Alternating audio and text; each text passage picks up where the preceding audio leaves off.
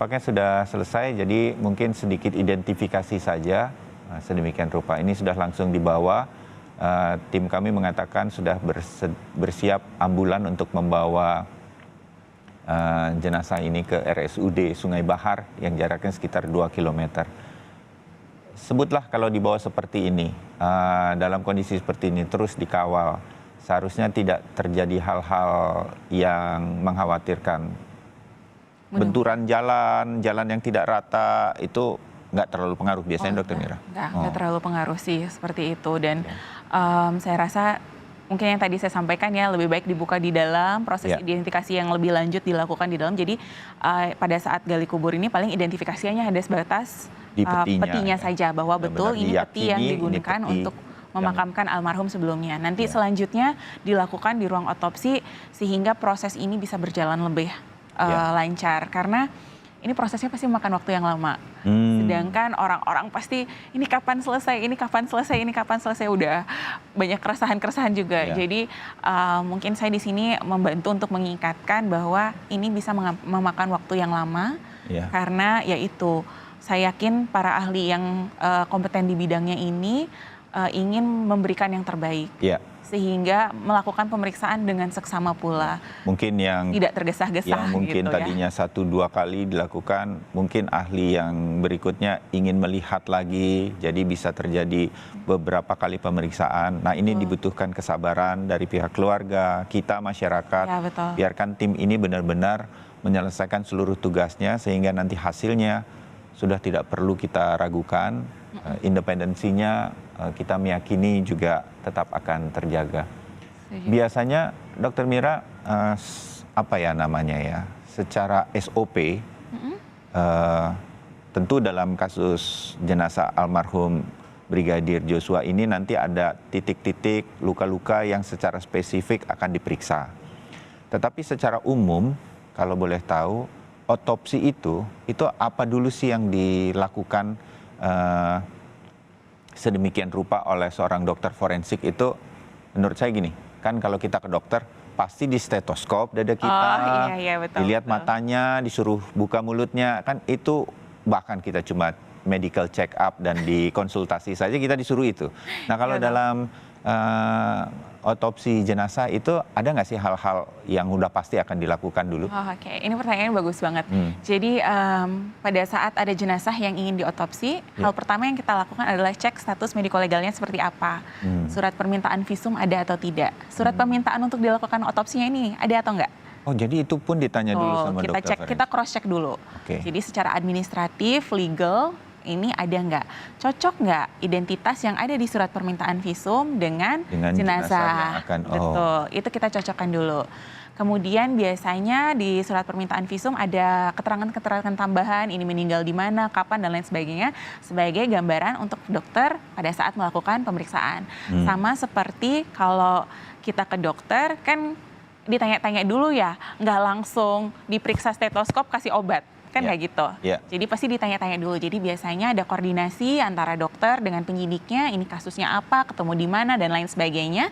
Sehingga dokternya ada informasi untuk melakukan otopsi. Biasanya dilakukan inform konsen atau penjelasan kepada keluarga seperti apa ini prosesnya, menyetujui atau tidak. Walaupun nanti semua tergantung dari penyidik. Kalau penyidik berkata kita tetap harus otopsi walaupun keluarga nggak setuju untuk proses penyidikan, ya boleh-boleh saja dilakukan. Ya, gitu. Ini juga masyarakat harus mengerti nih, kalau dalam sebuah kasus pihak keluarga tidak setuju, pihak penyidik, misalnya kepolisian, itu bisa tetap memerintahkan otopsi. Karena untuk apa? Karena membutuhkan suatu bukti atau keterangan untuk proses penyidikan. Jadi kalau dirasa ini penting untuk dilakukan, walaupun keluarganya tidak menyetujui, bisa saja tetap dilakukan.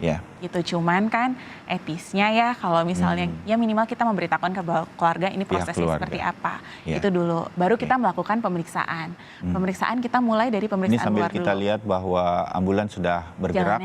Kalau melihat jalanannya sih, ini dalam bayangan awam saya ya, Dokter Mira, saya khawatirnya jalanannya agak rusak gitu, sehingga kemudian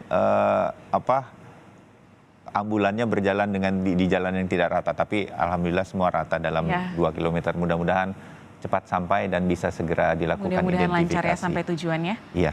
Dokter Mira, lanjutkan setelah itu baru mulai di pemeriksaan. Baru kita mulai pemeriksaan. Iya. Jadi kalau pemeriksaan itu kita ada pemeriksaan luar sama pemeriksaan dalam. Jadi proses otopsi itu ada kita ngomongnya pemeriksaan luar, pemeriksaan dalam. Pemeriksaan dalam yang dibuka-buka, pemeriksaan luar yang kita ngelihat ini misalnya pakaiannya apa, ada benda-benda barang bukti di sekitar tubuh jenazah atau enggak, kemudian luka-lukanya bagaimana, identitasnya sesuai enggak, oh ini menunjukkan kira-kira laki-laki usia 40 tahun, sesuai enggak dengan SPV-nya gitu kan. Jadi itu kita lihat, atau misalnya kita temukan tanda-tanda, oh ini seperti tanda-tanda yang sudah pernah dirawat di rumah sakit, atau tanda-tanda lainnya gitu, itu kita lihat pada saat pemeriksaan luar. Kita lihat juga kayak yang tadi saya bilang, lebam mayat, kaku setelah meninggal untuk menentukan perkiraan saat kematian, itu juga dilakukan pada saat pemeriksaan luar. Kalau sudah selesai, itu juga kita lakukan, dicatat seluruhnya, didokumentasi foto. Fotonya tidak disebarluaskan, hanya untuk kepentingan penyidikan saja. Jadi Dok, di sini ya, di titik ini, dalam sebuah otopsi, lebam itu bisa ketahuan, oh ini lebam karena apa, atau lebam karena dipukul gitu, itu ketahuan ya? Oh, Atau nanti harus ada pemeriksaannya? Kalau misalnya kita melihat ada perubahan warna untuk menentukan ini lebam mayat yang tadi karena meninggal terus darahnya ngendap itu dengan lebam atau memar akibat suatu pukulan, itu bisa dibedakan secara makros atau secara kasat mata itu masih bisa terlihat. Oh, bisa langsung terlihat. Cuman untuk menentukan ini benda penyebabnya apa persisnya, ya itu belum tentu kita bisa lakukan, kecuali luka-luka yang ditimbulkan atau memar-memarnya tadi itu polanya khas gitu. Jadi kalau polanya agak khas, misalnya dilindas ban, ada gambaran bannya, bentuk memarnya, itu memang agak khas ya. Tapi kalau misalnya enggak, mungkin hanya sebatas ini ada memar akibat suatu kekerasan tumpul saja. Bendanya apa, kita masih bisa belum pastikan. Gitu. Nah itu nanti disampaikan untuk kemudian diselidiki lebih lanjut, sedemikian rupa. Tapi lebam-lebam ini sekali lagi, mohon maaf ya Dokter Mira, tetapi ini saya ingin menjelaskan juga kepada pemirsa yang selama ini mengikuti begitu. Di era media sosial ini kan banyak berkembang kasus ini, gini kira-kira, oh ini ada banyak lebamnya. Kalau tadi luka sayatan kan tadi udah dijelaskan, akan diperiksa tuh sayatannya karena apa, kapan. Sehingga jangan-jangan itu bukan sayatan yang kita anggap, oh terjadi penganiayaan di sayat, kira-kira saya mau menangkap itu, nanti kita tunggu hasilnya. Nah lebam juga demikian berarti kan? Betul. Kita harus lihat dulu lebam ini lebam apa. Kalau iya lebam karena sesuatu terbentur atau pukulan sesuatu, itu kapan? Sedemikian rupa sehingga mungkin ini semua jangan, oh kalau ada lebam gini, terus kemudian ini ada penyiksaan. Belum tentu ya jadi itu. Sama kalau misalnya kita pada orang hidup, terus kita ada luka ya, memar, lebam. Seiring dia penyembuhan luka, kita bisa lihat perubahan warna lukanya, ya kan? Yang tadinya awalnya mungkin warnanya biru, ungu, terus lama-lama kok warnanya kuning, coklat, terus mudar. Nah, kalau kita ngelihat langsung, tentu proses perubahan warna itu tidak akan terjadi pada saat kondisinya sudah meninggal. Tapi pada saat kita melihat, dengan melihat warna lukanya atau gambaran lukanya, minimal kita bisa mendapatkan perkiraan ini terjadinya kapan.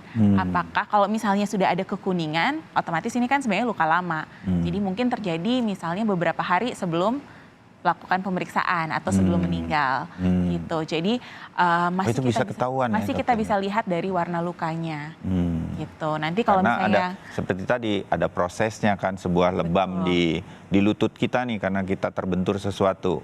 Kalau dia masih biru, benar, ini belum lama nih terbenturnya. Kira-kira gitu. Ya. Kalau misalnya kalau dia udah agak kuning-kuningan, memarnya udah kita biasanya kalau kita tekan udah nggak terlalu sakit. Berarti ini sebentar lagi memudar nih, sembuh gitu. Logikanya sih seperti itu. Jadi kalau misalnya kita lihat pada jenazah ada luka yang sudah mulai kekuningan, berarti itu sebenarnya lukanya udah lama. Jadi kemungkinan besar tidak berhubungan dengan kematian yang sekarang. Tergantung dengan peristiwanya begitu. Betul, tapi memang hanya menunjukkan bahwa beberapa hari yang lalu terjadi suatu kekerasan. Apakah kekerasan itu terjadi menyebabkan kematian yang sekarang? Belum tentu, jawabannya kan gitu ya. Gitu. Nah, jadi itu itulah semua yang harus dianalisa oleh dokter forensik. Sangat penting untuk para penyelidik dan lain-lain nantinya. Dokter Mira, saya jeda sebentar untuk kemudian saya ke jurnalis Kompas TV Suci Anissa yang berada di RSUD Sungai Bahar. Suci, selamat pagi lagi untuk Anda. Apa persiapannya sekarang, Suci, di RSUD Sungai Bahar?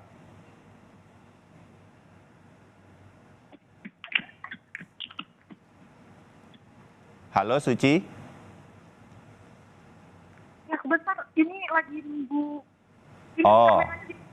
Oke, Suci tampaknya masih menunggu sesuatu. Sementara kita bisa melihat bahwa ambulan sudah makin dekat.